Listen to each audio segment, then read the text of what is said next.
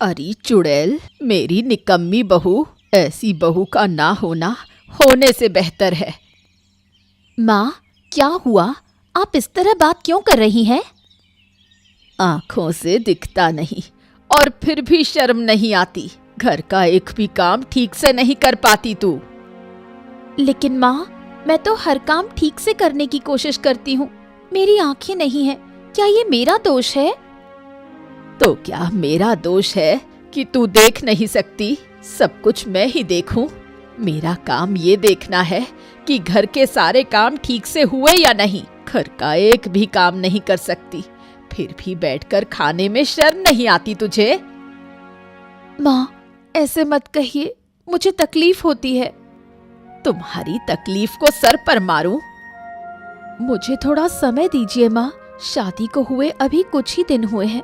अभी नया है ये घर मेरे लिए, इसलिए ठीक से समझ नहीं पाती कि क्या कहाँ रखा है। मैं धीरे धीरे सब ठीक कर लूंगी। तुम्हारी आंखें ना होने की वजह से मुझे अपमान सहना पड़ता है। सब कहते हैं कि अंधी लड़की को घर की बहू बनाकर लाई हूँ। तुझ जैसी लड़की की वजह से मेरी इज्जत मिट्टी में मिल गई है। इस बात का ख्याल रखना। देखिए देखिए देखिए महाराज, कौन आया है।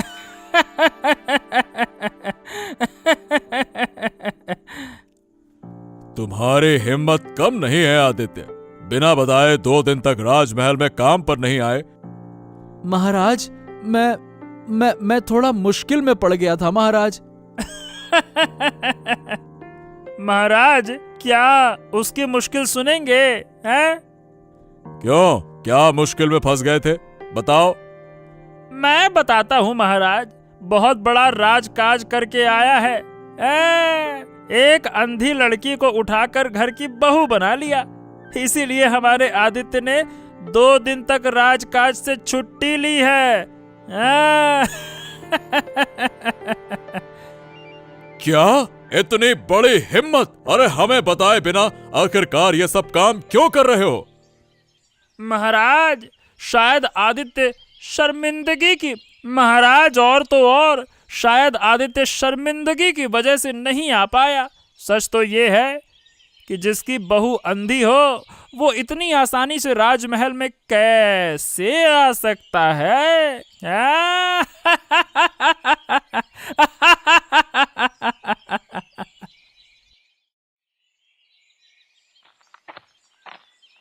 अरे ये क्या क्या कर रही हो तुम?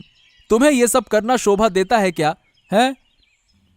देखो, मैं अंधी हो सकती हूँ, लेकिन मेरा दिल अंधा नहीं है। मैं सब समझती हूँ। मैंने देखा कि तुम दोपहर की धूप में राजसभा से निकलकर घर में काम करने आए हो, इसलिए मैं तुम्हारे लिए पानी लाई हूँ। अरे वही तो कह रहा हूँ, तुम्हें ये सब करने की जरूरत नहीं है। मैं अपना काम खुद कर सकता हूँ। हाँ। मुझे तकलीफ नहीं होती क्या? मैं तुम्हारी पत्नी हूँ। जहाँ मुझे तुम्हारी सेवा करनी चाहिए, वहाँ मैं अंधी होने की वजह से तुम्हारे लिए वो सब नहीं कर पा रही। अरे तुम ऐसे क्यों सोच रही हो? हैं? जो सच है मैं वही कह रही हूँ। और मैं ये सब क्यों ना सोचूं? मुझे ब्याह कर तो ले आए, लेकिन तुम्हें सारी जिंदगी तकलीफ उठानी पड़ेगी। मैं जानती हूँ। लोग तुम्हें क्या कहते हैं इसके बारे में मैं कुछ नहीं कह सकता, ना मुझे पता है। लेकिन मैंने तुम्हें पसंद करके ही शादी की है। और मैं मानता हूं कि शादी का मतलब ये नहीं कि सिर्फ बीवी सारे काम करे।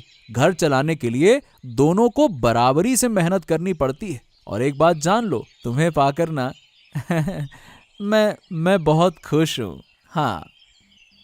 तुम क्या सच में मेरे जैसी अंधी लड़की को पाकर खुद को खुश नसीब मानते हो? अरे बिल्कुल बिल्कुल, तुम्हें पाकर मैं बहुत खुश हूं। मैं तुमसे बहुत प्यार करता हूं लीला, बहुत ज्यादा। बूढ़ी माँ, क्या हुआ? तुम रोज हंसते खेलते काम करती हो, आज मेरे सामने मुंह लटकाकर क्यों काम कर रही हो?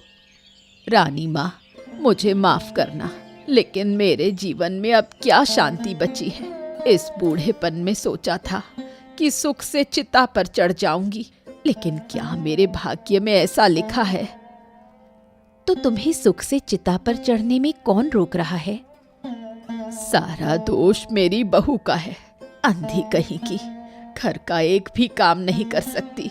देखो रानी माँ, हम गरीबों के घर में बहू का मतलब होता है घर के काम में मदद करना, लेकिन अगर वो खुद दो आंखों से अंधी हो तो क्या वो कोई काम कर सकती है? काम तो कुछ कर नहीं सकती, उल्टा घर को बर्बाद करने आई है। तो क्या तुम्हारे घर में अंधी बहू खुद चलकर आ गई थी? नहीं नहीं, मेरा गुणवान बेटा उसे लेकर आया है। तो अपने बेटे से कहो, बहू के पीछे हाथ धोकर क्यों पड़ी हो? बेटे को बताओ, बेटे से बात करो। यही तो मैं समझ नहीं पा रही हूँ रानी माँ, अपने इकलौते बेटे से अब मैं क्या कहूँ? इतना तो तुम्हें सोचना समझना होगा। सोच विचार कर बेटे को उसकी गलती का एहसास कराओ। देखती हूँ रानी माँ, क्या किया जा सकता है। भाग्य में जो लिखा है वही होगा, चाहे कितनी कोशिश करूँ क्या बदलाव ला सकती हूँ? सब भगवान के भरोसे है। ठीक है, तुम अपने बेटे का ध्यान रखो। मैं उस अंधी बहू को तुम्हारे घर से निकालने की जिम्मेदारी लेती हूँ। तो ये आपकी बहुत बड़ी कृपा होगी महारानी, सारा जीवन मैं आपकी गुलाम बनकर बिताऊंगी। अरे ये क्या बच्चों का खेल समझ रखा है क्या? आदित्य, ये राजकाज है, राजकाज। ये तुम्हारा घरेलू जीवन नहीं है। जब मनाएगा आएंगे, जब मनाएगा जाएंगे। क्या इसे मोहल्ले की किराने की दुकान समझ लिया है क्या? या कोई उद्यान बागान समझ लिया है कि जब मन किया आए, जब मन किया गए? मैं तुम्हें बता देता हूँ आदित्य, ये नाटक करने की जगह नहीं है। हाँ, अब ऐसे मत कहिए मंत्री जी, मैं तो राजा के काम को सबसे पहले रखता हूँ। अगर मुझसे कोई गलती हो गई हो तो मुझे माफ कर दीजिए। शायद तुम भूल रहे हो, तुम माफी के लायक नहीं हो। तुमने एक बड़ा अपराध किया है। इतने दिन बिना बताए काम से गायब रहने की वजह से महाराज और मैं दोनों तुमसे नाराज हैं। हाँ? आप दोनों की बहुत कृपा है, मुझे माफ कर दीजिए। थोड़ा समझने की कोशिश कीजिए। घर में मेरी अंधी बीवी है, उसे छोड़कर मैं ज्यादा देर तक तो आ नहीं सकता ना। कहीं कुछ हो गया तो क्या होगा बताइए? मेरा मन हमेशा उसकी ओर लगा रहता है। पति होने के नाते उसकी जिम्मेदारी भी तो मेरी है ना। ये सब बातें उस अंधी बीवी से शादी करने के वक्त ध्यान में नहीं आई हैं? शादी करते वक्त तो बड़ी लार टपकी होगी। देखिए मंत्री जी, मैंने उससे प्यार करके शादी की है। वो मुझे बहुत पसंद है, कोई फालतू की चीज नहीं है। ओ, मेरी बात ध्यान से सुनो। ये प्यार मोहब्बत का नाटक ना मुझे मत सुनाओ। सबसे ऊपर राजा का काम, बाकी सब दूजा काम। समझ गए? हाँ, मैं समझ गया। मैं वादा करता हूँ, अब से मैं राजकाज मन लगा के करूंगा।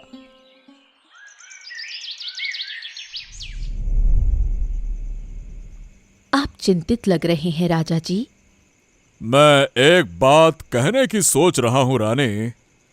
कौन सी बात? कहिए। हाँ, सोच रहा हूँ कि आदित्य ने हमारे राज्य के लिए बहुत सेवा की। इस मुश्किल वक्त में हमें उसके साथ खड़े होना चाहिए। उसको कौन सी मुश्किल हो गई है? मुश्किल तो ठीक से नहीं कह सकते, लेकिन दरअसल उसने एक अंधी लड़की से शादी कर ली है। इसीलिए हमें राज परिवार की ओर से उसके साथ रहना चाहिए। क्या आपका दिमाग खराब हो गया है राजा जी? क्या कहते हैं आप? हैं? उसने एक अंधी लड़की से शादी की है तो वो खुद समझेगा। उसके लिए आप क्यों सिरदर्द कर रहे हैं? ओहो, तुम शायद भूल रही हो रानी कि तुम भी एक औरत हो। एक औरत होने के नाते दूसरी बेसहारा औरत के साथ खड़ा होना तुम्हारा कर्तव्य है। ये बात मैं एक मर्द होने के नाते समझ सकता हूँ, और तुम एक औरत होने के बावजूद भी नहीं समझ पा रही हो, हैं?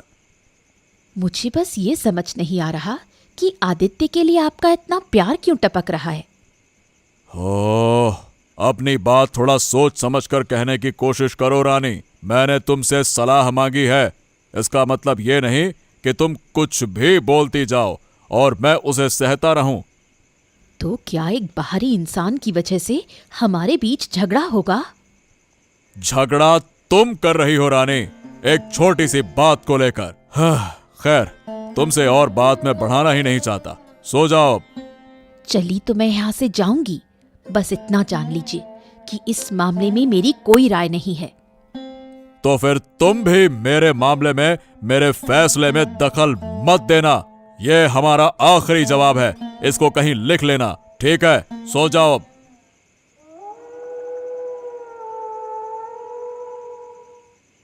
देखो माँ, मैं तुमसे एक बात साफ साफ कह देता हूँ। लीला अंधी हो सकती है, लेकिन वो बहुत अच्छी लड़की है और मैंने उसे खुद पसंद करके अपनी पत्नी बनाया है। इसीलिए मैं नहीं चाहता कि तुम उसका अपमान करो।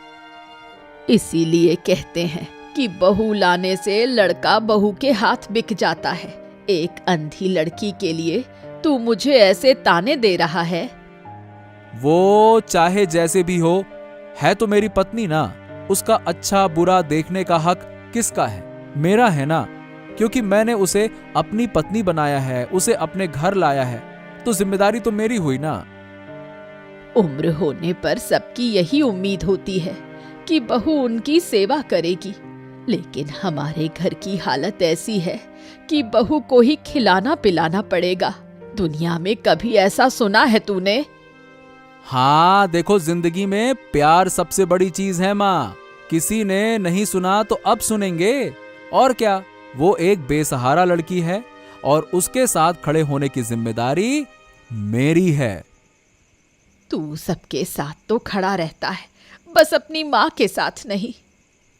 अरे तुम ना उसके आंख ना होने की कितनी बड़ी बड़ी बातें कर रही हो। मैं कब तुम्हारे साथ खड़ा नहीं हुआ? हाँ, बात करती हो। क्या तुमने कभी अपनी तरफ देखा है? तुम खुद भी तो कुबड़ वाली हो, सीधे चल भी नहीं सकती हो और बात करती हो, हैं? तो क्या उस नीच लड़की के लिए तू मुझे अपमानित करेगा? अपने हिस्से का खुद देख लेना, ये मेरा आखिरी फैसला है।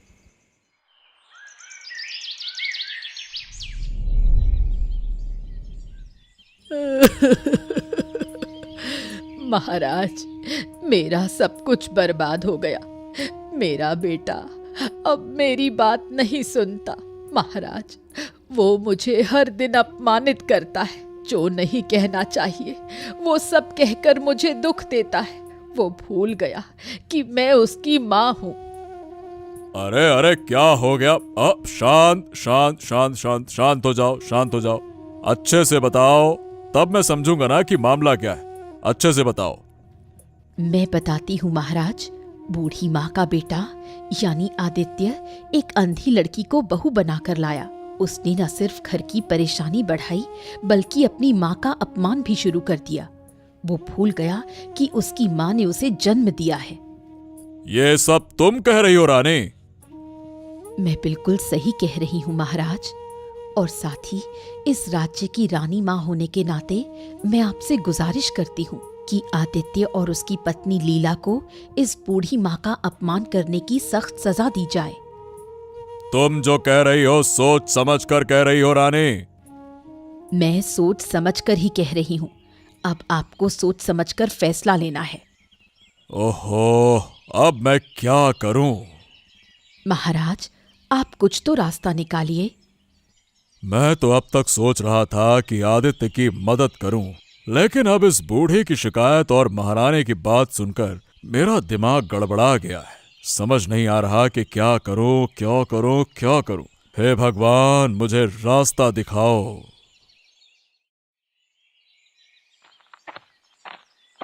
आदित्य, ए आदित्य, चलो, अरे चलो चलो चलो चलो, अभी मेरे साथ चलो, चलो चलो चलो। कहाँ कहाँ जाऊं मैं? अरे महाराज ने तुम्हें बुलाया है और कहाँ चलोगे? चलो। लेकिन अचानक मुझ जैसे साधारण इंसान को महाराज भला क्यों बुलाएंगे? बात क्या है मंत्री जी, साफ साफ बताइए ना। अरे बात क्या है, साफ साफ सुनो। तुमने अपनी बूढ़ी माँ का अपमान किया है, इसीलिए महाराज तुमसे बहुत नाराज हैं, समझ गए? हाँ, ये क्या कह रहे हैं मंत्री जी? महाराज मुझसे नाराज हैं? और क्या? अरे क्या हुआ मंत्री जी, कुछ तो बताइए, माजरा क्या है? अरे अब तुम्हें और तुम्हारी पत्नी को सजा मिलेगी, सजा। यही है माजरा। हाँ। हाँ, तो क्या महाराज हमें सजा देने के लिए बुला रहे हैं? सजा ही नहीं, सख्त से सख्त सजा। ऐसी सजा कि कोई भी अपनी माँ का अपमान करने की हिम्मत ना करे। समझ गए? क्या? लेकिन मैंने जानबूझकर अपमान नहीं करना चाहा। हाँ। सुनो मेरी बात, ये सब बातें महाराज नहीं सुनेंगे। महाराज तुम्हें और तुम्हारी पत्नी को सजा देंगे और उस सजा को स्वीकार करने के लिए तैयार रहो। समझ गए?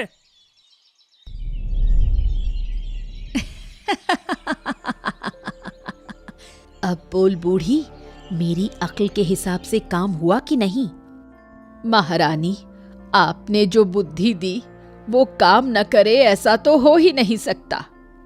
मुझे अच्छे से पता था कि महाराज को अपनी बातों में कैसे फंसाया जा सकता है। आपके कहने के मुताबिक जैसे ही मैंने रोते रोते महाराज को बनाई हुई बातें कही और नाटक किया, वैसे ही महाराज गुस्से से पागल हो गए और उन लोगों को सजा देने का इंतजाम कर दिया।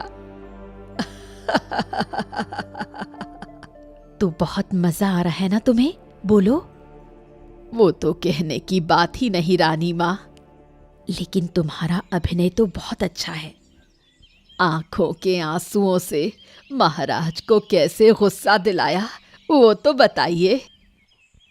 वही तो कह रही हूँ, तुम्हारे अभिनय की कोई तुलना नहीं। अब उन लोगों को कोई सख्त सजा जरूर मिलेगी।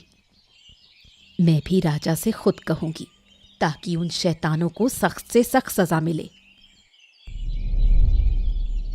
आओ आओ आओ आओ आदित्य आओ, मेरी बात ध्यान से सुनो। तुम्हारे खिलाफ मेरे पास एक गंभीर शिकायत आई है। शिकायत? कैसी शिकायत महाराज? देखो, शिकायत बड़ी गंभीर है। तुम मेरे पुराने राजकर्मी हो, इसीलिए तुम्हें बुलाकर बात कर रहा हूं, वरना अब तक मैं तुम्हें सजा दे चुका होता। समझ गए? महाराज, लेकिन मेरा अपराध अगर आप बता दें तो। बहुत जल्दी है तुम्हें अपराध जानने की। सुनो फिर, तुम्हारी माँ ने शिकायत की है कि तुमने शादी के बाद अपनी पत्नी को रोज अपमानित किया, उसे घर का काम करने के लिए मजबूर करते हो। हैं? महाराज, मेरी पत्नी को आंखों से दिखाई ही नहीं देता, लेकिन ऐसा नहीं है कि वो काम नहीं कर सकती। हाँ, वो अभी अभी नई है, इसीलिए जगह का अंदाजा नहीं लगा पा रही है। अगर उसे यहां रहते हुए कुछ दिन का वक्त बीत गया तो वो जगह समझकर खुद से काम कर लेगी। मैं बस अपनी माँ को यही समझाने की कोशिश कर रहा था। लीला को बस जगह समझने का थोड़ा वक्त चाहिए महाराज, और कुछ नहीं। ठीक है, तो हम आदेश देते हैं, अगले हफ्ते के अंदर तुम्हारी पत्नी को घर के सारे काम सीख लेने होंगे। अगर ऐसा नहीं हुआ तो तुम दोनों को अलग कर दिया जाएगा। ठीक है महाराज, मैं समझ गया। आपकी आज्ञा का पालन होगा, जो हुक्म। तो बूढ़ी, मजा आया ना? आप खुशी मिली कि नहीं मिली? हैं? बहुत मजा आया बाबा, बहुत मजा आया। जब तुम्हारी अक्ल से काम हुआ तो मुझे बहुत खुशी हुई। बूढ़ी, तुम अभी तक मेरा असली मकसद नहीं जानती। तुम सोच रही हो कि मैंने तुम्हारा भला करने के लिए ये सब किया। तुम गलत सोच रही हो। कुबड़ी बूढ़ी, उस आदित्य को देखकर मेरा खून जलता है, इसीलिए उसे बर्बाद करने के लिए मैंने ये सब किया। वैसे ये सारी बातें तुम्हें ना पता चलें तो बेहतर है। कुछ बोलते क्यों नहीं महामंत्री? अरे मैं तो तुम्हारी खुशी में खुश हूँ बूढ़ी माँ। मैंने तुम्हारा घर तोड़ने के लिए इतना कुछ किया और कर ही रहा हूँ। काश तुम ये समझ पाती। लेकिन तुम्हारा बेटा अपमानित हुआ। बताओ, तुम चाहती थी उसे सबक सिखाना, अब तो वो पूरी तरह से सबक सीख गया। सिर्फ बेटा ही नहीं, उसके साथ मेरी अंधी बहू भी सबक सीखेगी। अब उसे घर के सारे काम करने होंगे। अभी तक बैठे बैठे सिर्फ दूसरों को बर्बाद करती थी वो लड़की। अब समझेगी कि मेहनत करके कैसा लगता है। अगर मैं उससे अपने जूते साफ नहीं करवा पाई तो मेरा नाम नहीं। जब तक वो तुम्हारे पैरों पर गिरकर माफी नहीं मांगता ना, तब तक तुम उसे बिल्कुल मत छोड़ना। हाँ, देखना मैं क्या करती हूँ।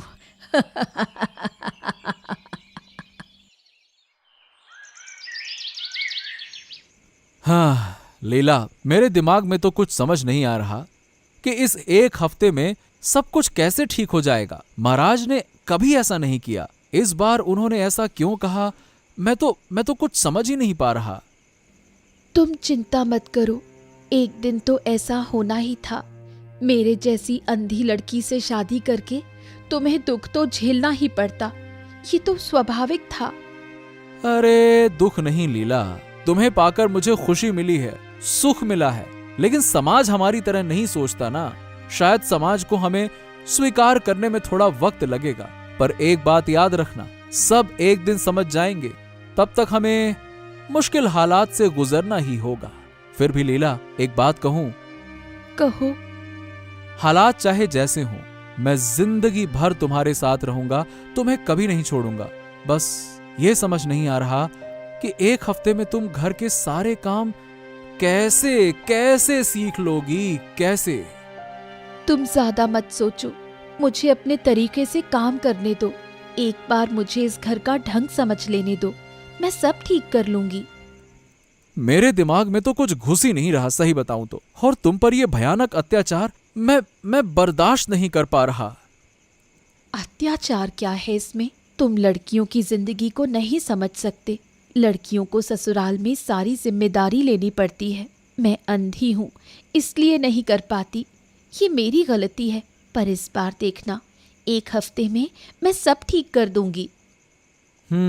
तुम ठीक कह रही हो। तुम कर पाओगी? हाँ, मैं सब कर लूंगी। राजा के आदेश के मुताबिक एक हफ्ते में ऐसा कोई काम नहीं बचेगा जो मैं ना कर सकूं। तुम बिल्कुल निश्चिंत हो जाओ। अरे निश्चिंत कहाँ हो पा रहा हूँ। फिर भी जब तुम भरोसा दे रही हो तो थोड़ा हिम्मत रखता हूँ। उम्मीद है कि सब ठीक होगा। क्या बात है रानी, तुम आज बहुत खुश लग रही हो। हैं? कुछ हुआ है क्या? मैं बहुत खुश हूँ महाराज। ऐसा क्या हुआ है कि तुम बहुत खुश हो? बताओ। महाराज, आपने उस बूढ़ी की अंधी बहू और उसके बेटे को सजा दी, ये जानकर मुझे बहुत खुशी हुई। तुम कब से दूसरों के दुख में खुश होने लगी रानी? विश्वास करें महाराज, वो बहुत बुरे लोग हैं, उन्हें सजा मिलनी ही चाहिए थी। इसलिए जब आपने सजा दी तो मुझे बहुत खुशी हुई। बुरे लोगों को सजा मिले तो खुशी ही होती है। लेकिन कल रात मैंने तुम्हारी और उस बूढ़ी की बातचीत छुपकर सुन ली है। क्या कह रहे हैं महाराज? एक बात तुम्हें चेतावनी दे रहा हूं मैं, याद रखना रानी। कौन सी बात महाराज? मुझे चुगली बिल्कुल पसंद नहीं आती। जब मैं बाहर के लोगों से यह बर्दाश्त नहीं करता तो सोचो कि राजमहल के अंदर कोई ऐसा करे तो मुझे कितना गुस्सा आएगा। और तुम मेरी रानी, मेरी पत्नी होकर यह सब कुछ कर रही हो, हैं? मुझे माफ करे महाराज। कोई गलतियां माफी के लायक नहीं होती हैं। फिर भी तुम्हें बता रहा हूं, अगर आगे से तुम्हें मैंने ऐसी कोई चुगली करते हुए देखा तो मैं भूल जाऊंगा कि तुम मेरी पत्नी हो, यहाँ की रानी हो। मैं तुम्हारे लिए भी सख्त सजा का इंतजाम करूंगा, ये बात याद रखना। मैं दोबारा कभी नहीं करूंगी महाराज। एक बेसहारा लड़की के पीछे इस तरह साजिश करना तुम्हारी इंसानियत को खटकता नहीं है क्या? अरे तुम्हें शर्मिंदगी नहीं होती एक लाचार औरत का नुकसान करते हुए? मैं फिर से कह रहा हूं, आगे से ऐसी चीजें मैं बर्दाश्त नहीं करूंगा, ये बात याद रखना। माननीय महाराज, हमारे कर्मचारी आदित्य ने इस हाल में राज्य की सेवा में कोई खास काम नहीं किया। मुझे उनका कोई योगदान नहीं दिखता। इसके अलावा उसने अपने घर में कलह पैदा कर रखा है। इन सब कारणों से मुझे उसके अच्छे गुणों से ज्यादा बुरे गुण दिखते हैं महाराज। ये क्या लीला? अरे तुम राजमहल कैसे आ गई हैं?